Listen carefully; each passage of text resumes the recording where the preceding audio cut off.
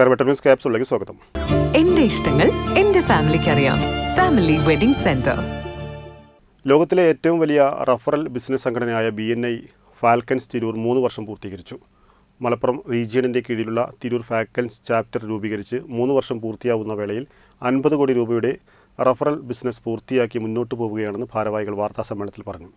BNI falcons തിരൂരിന്റെ പുതിയ പ്രസിഡന്റായി doctor Fawaz Mustafa Misir, vice പ്രസിഡന്റായി സൈഫുദ്ദീൻ തണ്ടശ്ശേരി, സെക്രട്ടറി ട്രഷറിയായി നന്ദകുമാർ സഫിയ ട്രാവൽസ് എന്നിവയും ചുമതലയേറ്റു. 76-ൽ പരം രാജ്യങ്ങളിലായി 3,76,000 അംഗങ്ങളുമായാണ് BNI പ്രവർത്തിക്കുന്നത്.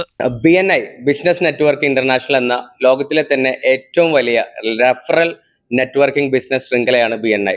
അത് 3 വർഷം തിരൂരിൽ പൂർത്തീകരിച്ചതിൻ്റെ ഒരു സന്തോഷ വാർത്ത അറിയിക്കാനും അതോടൊപ്പം തന്നെ 50 കോടിയിലധികം മേലെയുള്ള ഒരു ബിസിനസ് ഈ ചുരുങ്ങിയ കാലയളവിൽ ഇത്ര ആളുകൾക്കിടയിൽ നമുക്ക് നടത്താൻ കഴിഞ്ഞിട്ടുള്ളത് അറിയിക്കുക എന്നുള്ളതാണ് ഈ ഒരു പത്രസമ്മേളനം കൊണ്ട് ഉദ്ദേശിച്ചിട്ടുള്ളത്.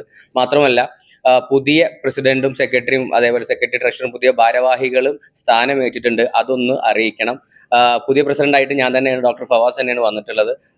വൈസ് പ്രസിഡന്റായിട്ട് സൈഫുദ്ദീൻ തണ്ടാശ്ശേരി ആർക്കിടെക്റ്റാണ്, എഞ്ചിനീയറാണ്, പുള്ളിക്കാരനാണ്. അതേപോലെ സഫിയ ട്രാവൽസിലെ നന്ദകുമാറാണ് സെക്രട്ടറി ട്രഷറായിട്ട് വന്നിട്ടുള്ളത്.